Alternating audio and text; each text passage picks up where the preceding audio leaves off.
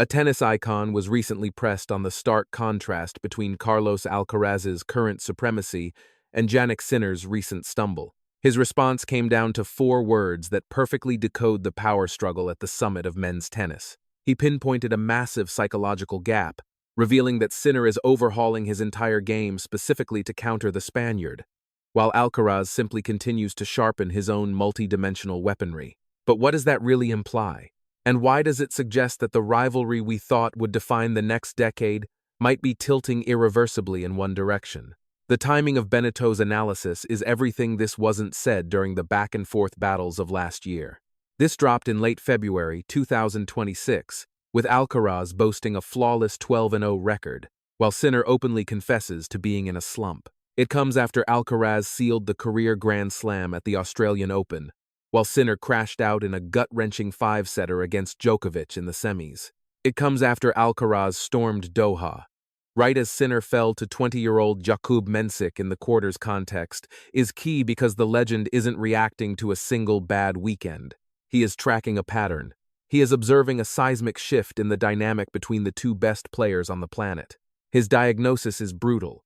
Sinner has fundamentally altered his approach because of Alcaraz, exposing a deep-seated insecurity and a mental deficit. "I think Alcaraz has gotten inside his head," he argues, claiming Sinner is trying to mutate his tennis relative to Carlos. Beneteau explained to RMC Sport that, by contrast, Carlos has a much more complete version than the Italian currently possesses. That second line is devastating. It implies Sinner knows his game has a ceiling that Alcaraz's simply doesn't. So, he is scrambling to add new layers to match Alcaraz's toolkit. But in doing so, he is abandoning the very strengths that made him a champion. That is the textbook definition of living in someone's head in elite sports. It isn't about telepathy. It is about the moment you start making decisions based on your rival rather than your own capabilities. You stop imposing your will and start reacting to theirs. That is a psychological disadvantage, and once it takes root, it is incredibly difficult to shake off. Let's look at the receipts. Because Beneteau isn't just speculating, the head-to-head record backs this thesis completely. As of February 2026, Alcaraz dominates the ledger 11-6. More telling is the streak. Alcaraz has swept their last 5 meetings dating back to late 2023, including victories at Indian Wells, Rome, and the French Open in 2025. Sinner's last win was at the China Open in October 2023. That is over 2 years of silence. That isn't bad luck. That is a blockade. When you lose to the same guy 5 times in a row over a year, it creates heavy psychological baggage. You start wondering what it is about this specific opponent that you just cannot solve. You question your instincts. You tinker with the machine to fix a phantom problem. And according to the French icon, that is exactly Sinner's trap. He is trying to force an evolution. The problem is that this evolution isn't born from strength. It is born from the fear that his natural game isn't enough to beat Alcaraz. The contrast Beneteau draws between the two is illuminating. Alcaraz isn't changing a thing for Sinner. He isn't sacrificing his identity to match his rival. He is just being himself, playing that aggressive, complete, versatile tennis that naturally gives Sinner nightmares. That is competing from a place of supreme confidence, whereas Sinner is adjusting his sights specifically on Alcaraz. That is reactive tennis.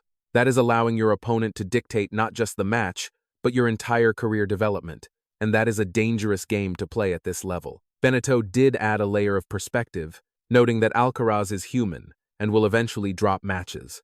He believes Sinner has the quality to strike back later in the season, but right now, at the end of February, Alcaraz looks imperious. "I don't think I've ever seen him this strong," that is the assessment. Coming from someone who has tracked Alcaraz's entire rise, that statement carries weight. This isn't just excellence. This is a new peak. And for Sinner, seeing his rival level up while he struggles to find his footing creates an enormous mental burden. Beneteau continued with a crucial caveat. "We cannot forget that just 3 weeks before the season started, it was Sinner who toppled him at the ATP Finals, a reminder that this mental edge hasn't been permanent. As recently as November 2025, Sinner beat Alcaraz in straight sets on the big stage. So this psychological stranglehold is fresh, possibly fragile, and could snap back with the right result. But right here, right now, the momentum has swung violently, and Beneto's insight suggests it goes far deeper than just the scoreline. It boils down to pure self-belief, who is strutting out there playing their own game, and who is frantically trying to reinvent the wheel because they feel inadequate. We really need to unpack what Bento meant by the concept of a complete arsenal. When people say Alcaraz holds the master key to tennis, what does that imply? It means endless options and total adaptability. Carlitos has 1,000 ways to dismantle you.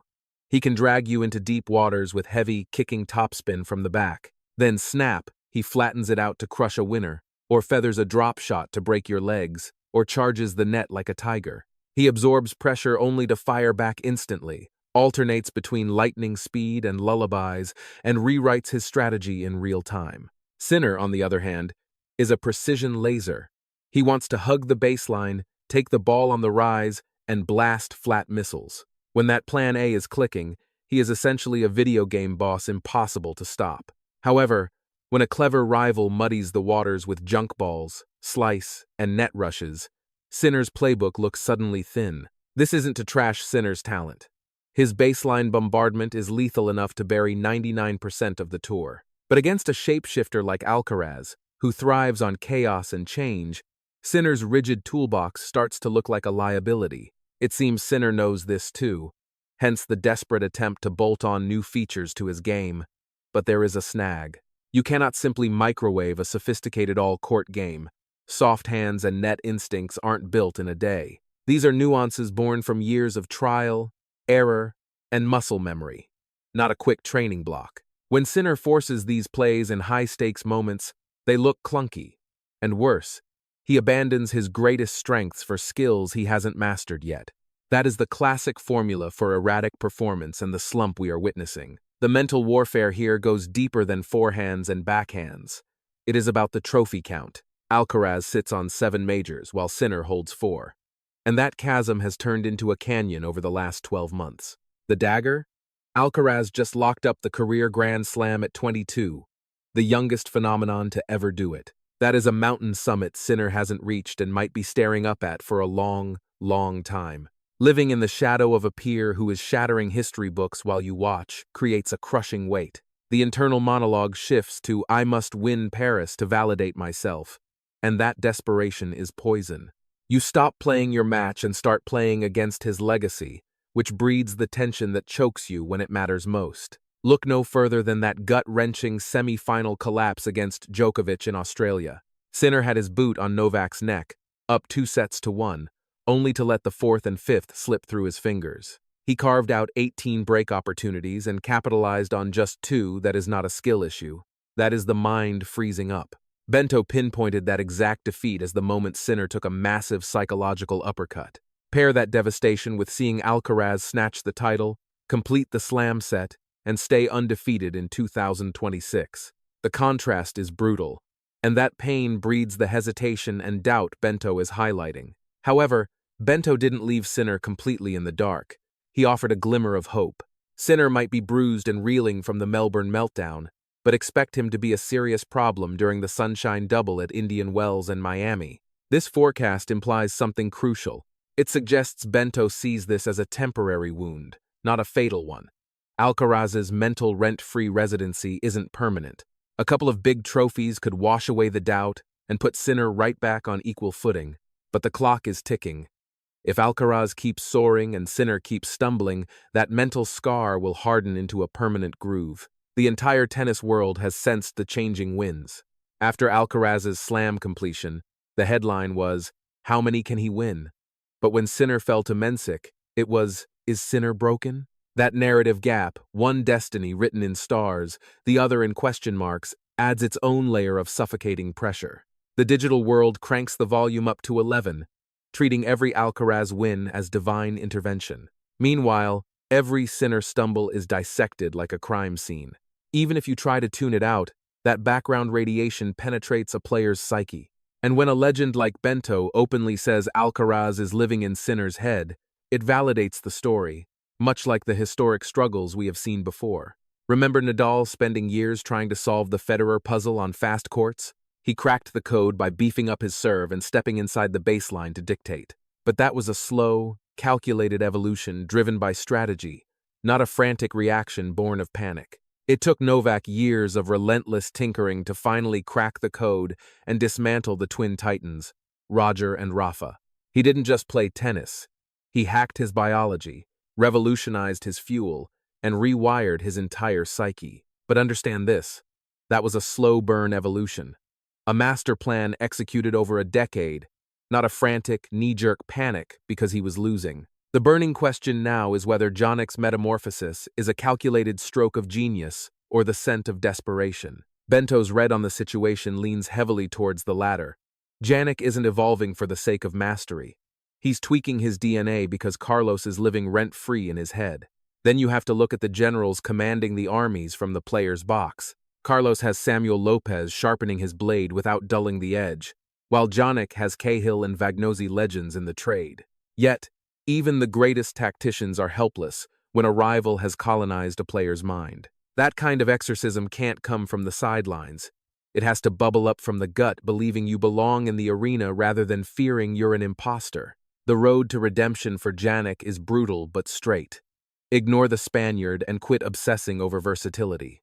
Stop throwing away your superpowers to chase skills you haven't mastered yet. He needs to return to the source, that suffocating baseline rhythm, the early strikes, and the ice-cold veins when the pressure mounts.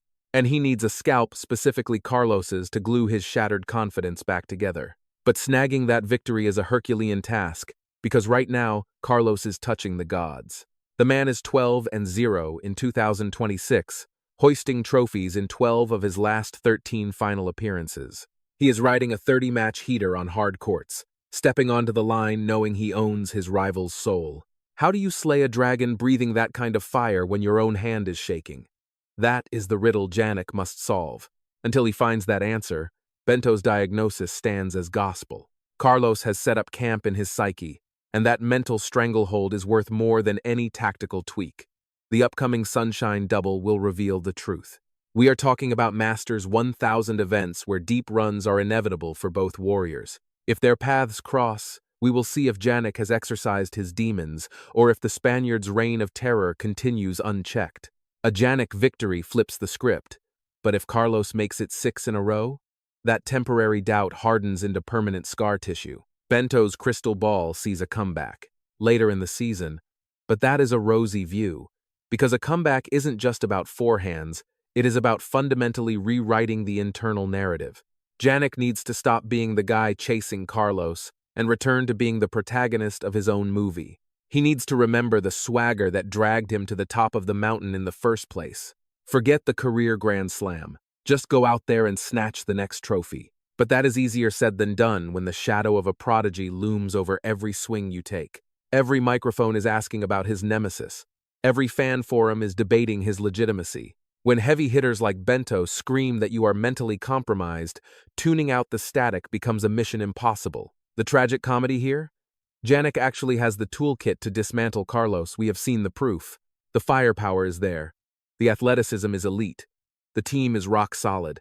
What's missing is the audacity to just play his game without worrying if it measures up to Carlos's Swiss Army knife style. That is the poison of a mental block.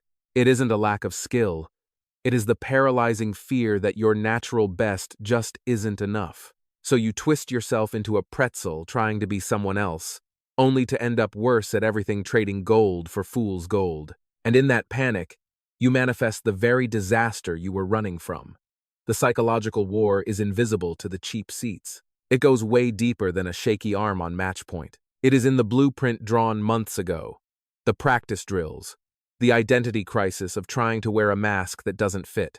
Right now, according to one of the sport's sharpest minds, Carlos is dancing in his own skin, while Janek is trying to surgically reconstruct his. That asymmetry is the whole ball game.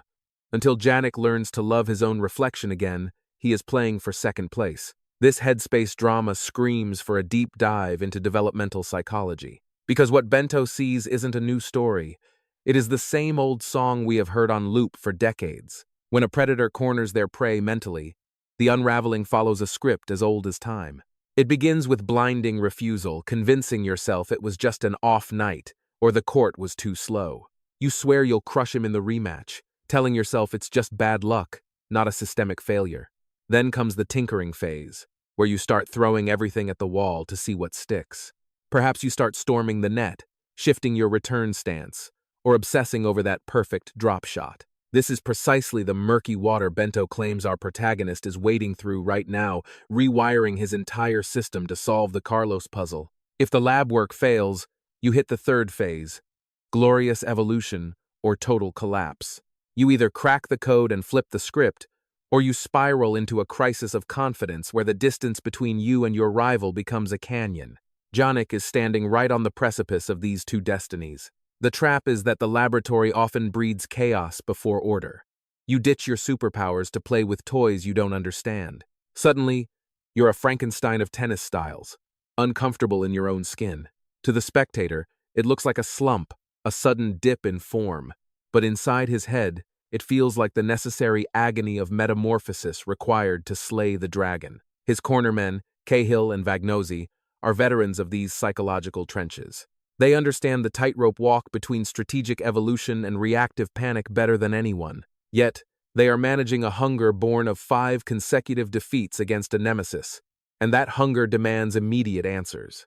That urgency is the true adversary, because panic-driven growth means discarding proven weapons for theoretical ones. It wastes precious hours patching cracks instead of reinforcing the granite foundation. It clouds the mind during match point, making you overthink new tricks when you should be trusting your gut. The comparison to Novak's legendary transformation is tempting, but it misses the mark. The Serb's evolution was a slow burn over years, built from a platform where he was already trading blows with the gods. He wasn't tearing the house down. He was just renovating the kitchen to gain that 1% edge. If the Italian is tearing up the blueprints at 23, he is gambling with his entire career. The danger is that he morphs into a cheap knockoff of Carlos instead of becoming the ultimate version of himself. He risks sacrificing the very identity that secured 4 major titles to chase a ghost of completeness that his biology might not support. Let's dissect the actual mechanics of this proposed transformation. If the rumors of added variety are true, we're talking soft hands, net rushes, slice defense, and playing the long game. In other words, the exact symphony Carlos conducts in his sleep. The issue is that the Spaniard was born with a racket doing this. It's baked into his DNA from childhood. These aren't plugins he downloaded. They are his operating system. Asking Jannik to install this software now, at 23, while fighting off the world's best, is a Herculean task. By the time a pro hits their early 20s, the cement is mostly dry. You can polish the edges, sharpen the serve, and memorize patterns, but a full transplant of style? That is a unicorn event exceedingly rare and usually fatal to a career. The legends evolve by maximizing their specific gifts, not by trying to wear someone else's costume. Carlos's magic is built on legs of steel and supernatural court coverage. He dares to feather the ball because he knows he has the jets to sprint back if it goes wrong. Jannik, while an athlete, lacks that explosive first step. So even if he learns the notes, he can't play the music with the same reckless abandon because he doesn't have the same safety net. This biological reality is likely the bitter pill he is struggling to swallow. He sees the magic trick clearly, but performing it requires muscles you cannot buy in the gym. You are either born with that twitch or you aren't. And if you aren't, miming a style that demands it will leave you wide open to a knockout. Carlos plays the diplomat, claiming it's all even and that he expects a war every time they meet. That is smart PR. But it also reveals a mind free of ghosts. He isn't playing mind games, he's just playing ball. Meanwhile, Jannik is left alone in the dark, wrestling with the shadows of doubt. When you have experts like Bento openly stating that Sinner is dismantling his own game just to survive the Alcaraz hurricane, you know the situation is dire. That 5-match losing streak is screaming for attention. It builds a wall of mental static that kills flow, and the current rankings only turn up the heat in the pressure cooker. Alcaraz is sitting comfortably on the throne, holding a lead of more than 3,000 points over his rival, a chasm that was barely a crack just last year. That expanding distance is a vicious cycle. It is the proof of the problem and the fuel that keeps the psychological fire burning. Every time Alcaraz outlasts him in a tournament, the gap widens, and that distance adds another heavy stone to the narrative Sinner has to drag onto the court. Then you have the superstar factor. Alcaraz isn't just winning matches. He is transforming into the global icon of the sport and shattering history books. He is signing monster commercial contracts and pulling in the casual crowd who only tune in for the spectacle. Meanwhile, Sinner, a four-time major champion and the second-best player on Earth, is slowly morphing into a footnote in Alcaraz's biography, rather than the hero of his own story. That cuts deep, because every athlete craves respect for their own blood and sweat, not just to be known as the foil to someone else's greatness. When the world starts seeing your identity as the guy who can't beat Alcaraz instead of a multiple Grand Slam winner, it warps your self-image. And once you doubt who you are, your game falls apart before the first ball is hit. We also cannot ignore the crushing weight of the hype machine. Heading into 2026, the pundits swore this was Sinner's time to seize the crown, snag multiple majors, and end the year as the undisputed king.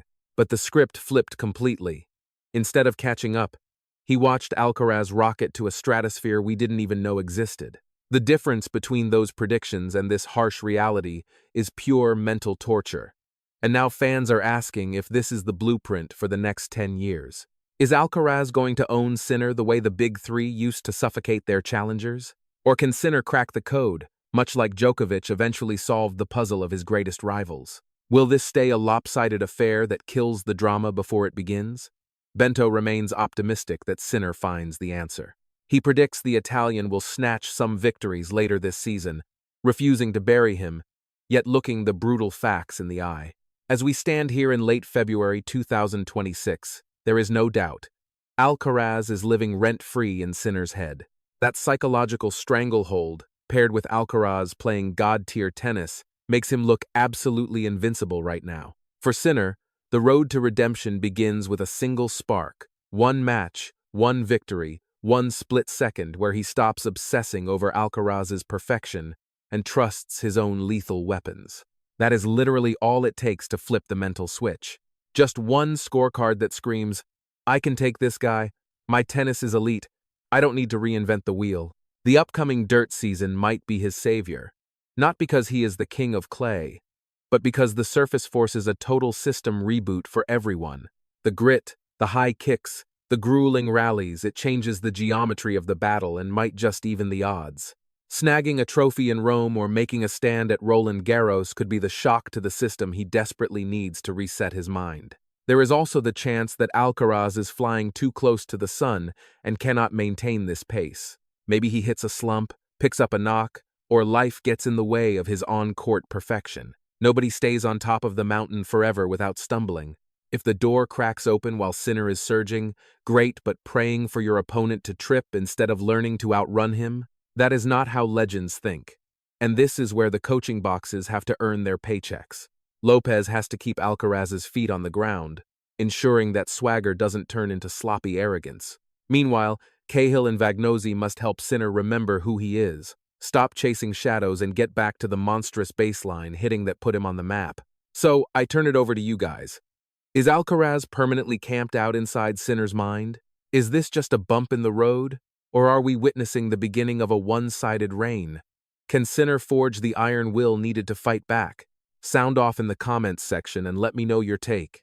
For more deep dives into the mental warfare at the summit of the ATP, smash that subscribe button. We are tracking every serve and volley of this saga as it happens. Thanks for tuning in, and I will catch you in the next one.